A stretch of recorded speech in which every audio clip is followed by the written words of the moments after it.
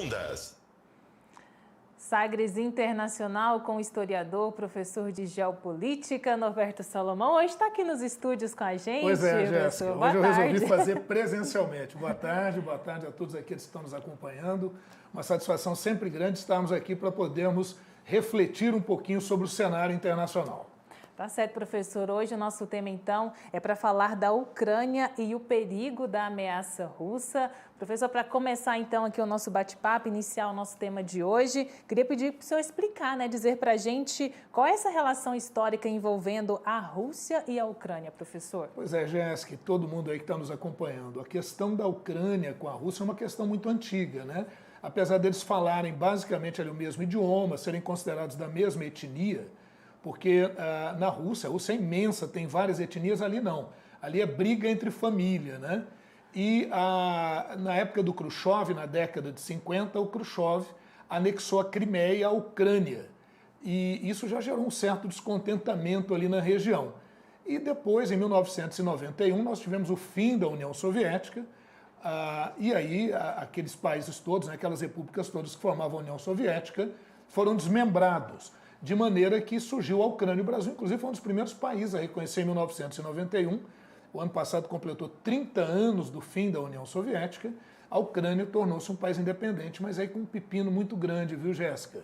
É porque lá, o que nós temos? Nós temos a população de russos, população de elementos de outras etnias, e nós temos elementos que têm essa língua, esse idioma, essa identidade com a Rússia, que querem continuar vinculados à Rússia. Esses são o pessoal ali mais da região da Crimeia, região de Donetsk, de Luhansk, que é a região mais leste ou sul da Ucrânia, e a região centro e oeste da Ucrânia é a região que está mais pró-ocidente, que é um processo maior de ocidentalização e, por isso, uma aproximação maior com a União Europeia, com a OTAN, que é a Organização do Tratado do Atlântico Norte, que a gente sempre fala muito aqui, né? Isso não agrada em nada à Rússia, né? A Rússia se considera ameaçada por essa tendência do governo da Ucrânia de querer se aproximar com o Ocidente. Mas nem sempre foi assim, viu? Quando a Ucrânia tornou-se independente, nós tivemos por um longo tempo lá o presidente, o Viktor Yanukovych, ou Yanukovych, que era pró-Rússia. E ele acabou sendo derrubado do poder depois que a Rússia, em 2014, anexou a Crimeia. Então, em 2014, a Rússia anexou a Crimeia, sofreu sanções internacionais, né? E manteve ainda o apoio a grupos separatistas dentro da Ucrânia. Então, isso faz com que a Ucrânia, de 2014 para cá, principalmente, seja, digamos assim, esse barril de pólvora, viu, Jéssica? Pois é, professor, o senhor falou aí sobre a incorporação da Crimeia, né? Mas a atuação da Rússia, então, parece que não se restringiu somente a esse fato. É isso, não se restringiu só a esse fato. A região lá é uma região de tensão constante, só que de uns tempos para cá, né? Principalmente do ano de 2021 para cá, essas tensões têm aumentado, né? Vamos entender um pouquinho por que essas tensões têm aumentado. O que acontece? Como a gente falou há pouco, a região de Donetsk e a região de Luhansk, que são região ao leste e ao sul da Ucrânia, essas regiões se separaram da Ucrânia, mas não aderiram à Rússia, como aconteceu com a Crimeia. Então eles se colocam como uma área separatista, como uma área independente.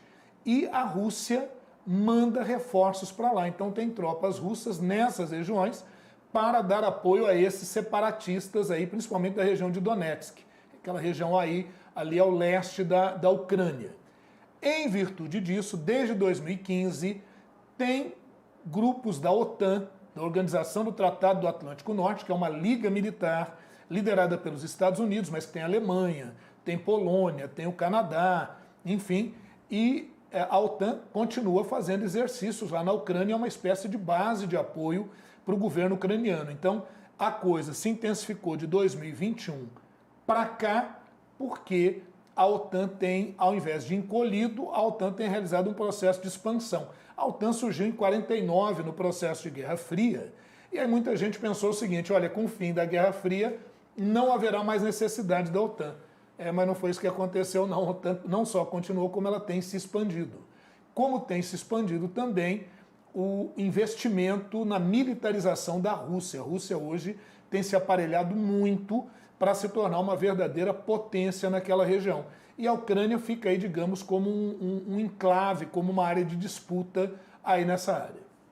Professor, e como que a gente pode entender assim, um pouco melhor esses fatores que envolvem essas tensões atuais? Pois é. Aí, né, Jéssica, essas tensões atuais, elas vão sendo construídas, né, em virtude do avanço que a Rússia acha que a OTAN tem feito na região. De 2014 para cá, quando caiu o governo do Viktor Yanukovych, logo depois, né, assume o Volodymyr Zelensky. E o Volodymyr Zelensky é pró-União Europeia, pró-OTAN, e ele acha que seria interessante para a Ucrânia, para que ela ganhasse autonomia, independência, que a Ucrânia integrasse a OTAN, fizesse parte da OTAN.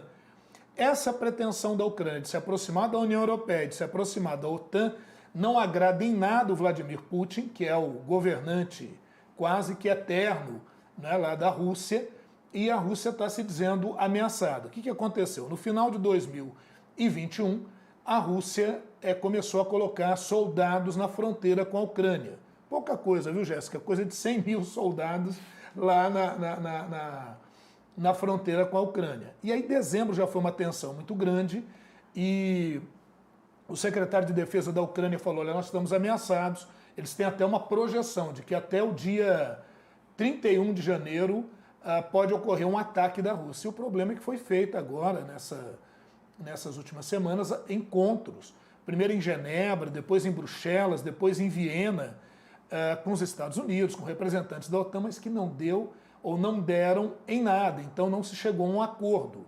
E imagens de satélite agora, né, dessa semana, mostram que a Rússia tem aprofundado ainda mais a concentração de soldados na fronteira com a Ucrânia. Então, muita gente está achando que uma guerra ali é inevitável, outros estão achando que o Putin está blefando para conseguir alguma vantagem econômica, retirada de sanções, ou até mesmo aumento da sua popularidade internamente na Rússia.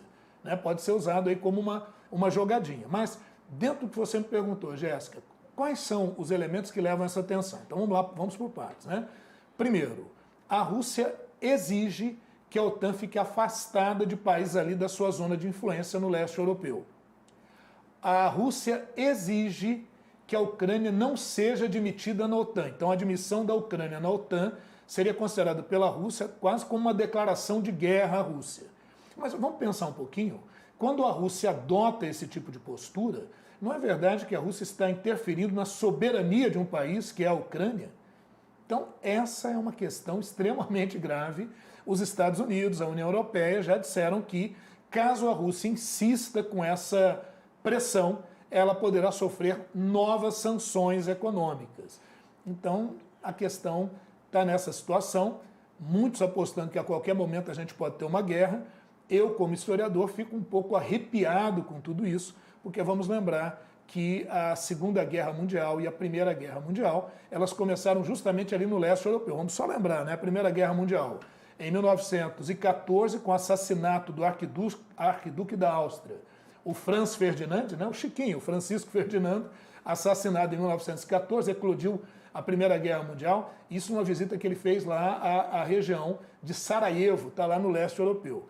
E a Segunda Guerra Mundial começou quando Hitler invadiu a Polônia, que também está lá no leste europeu. E agora, nesse início de século XXI, né, entramos aí na segunda década do século XXI, estamos aí, digamos, com esse abacaxi lá no leste europeu. A coisa está muito longe de ter uma decisão, né? Pois é, professor, isso foi esse resgate histórico aí, dá até medo mesmo, Não né? dá? Pode, então, haver uma guerra em 2022.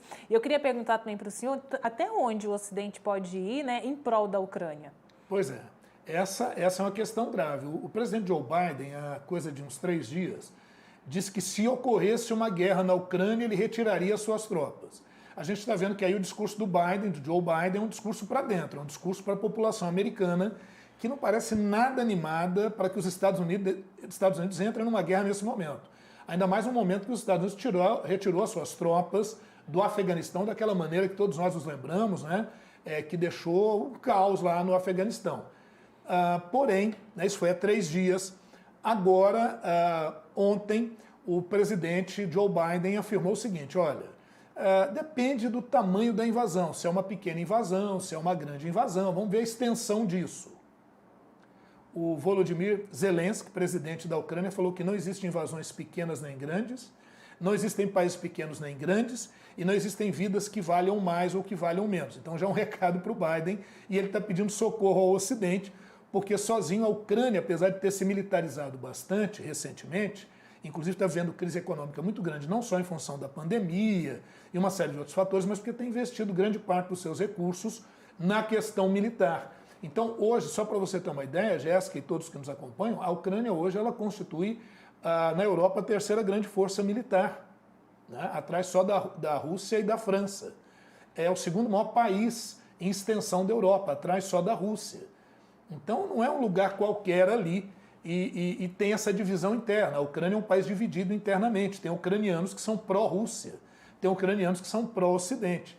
Então, Jéssica, essa pergunta sua é uma pergunta que eu vou ficar devendo te responder até que ponto o Ocidente pode se envolver nessa guerra, porque não é só uma questão militar, envolve uma questão política, uma questão diplomática. Porque, veja, já está gerando problema na questão de abastecimento de gás para a Europa com gasodutos que passam por dentro da Ucrânia.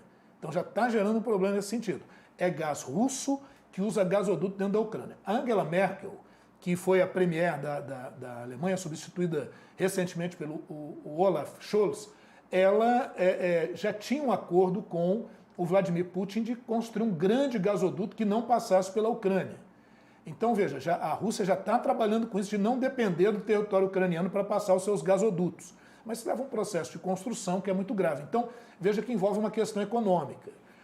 Se ocorre uma guerra na Ucrânia hoje, você pode ter certeza, entraria a OTAN, entrariam outros países da Europa, a gente poderia ter uma guerra de grande repercussão. Interessa isso para o mundo hoje, ainda mais saindo de crise econômica, de quadro inflacionário no mundo, em meio a uma pandemia, porque a pandemia ainda não acabou?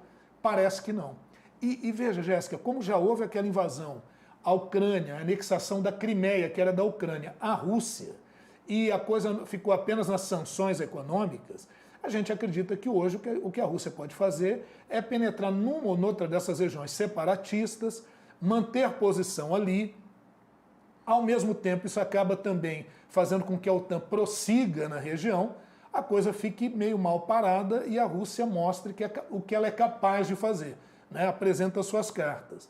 Não acredito e torço para que nós não tenhamos um mínimo conflito, e se houver algum conflito, que ele não ganhe a repercussão que poderia ganhar. Isso pode se tornar uma situação muito desastrosa para o mundo, e óbvio, é coisa que a gente não quer que ocorra, mas vamos acompanhando aqui, passo a passo, né, step by step, para ver onde é que isso vai parar. Professor, para finalizar então aqui o nosso bate-papo, vamos falar dessas relações do Brasil e da Ucrânia, como que são? Pois é, normalmente são boas relações, né? Como eu falei, o Brasil, a gente sempre gosta de trazer um pouquinho para cá, né? O Brasil sempre teve boa relação com a Ucrânia, foi um dos primeiros países a reconhecer a Ucrânia como país independente, temos embaixada lá na Ucrânia, em Kiev, né? Tem embaixada lá, mas tivemos uma questão, um projeto de lançamento de foguete ucraniano que sairia aqui da base de Alcântara, no Maranhão, né?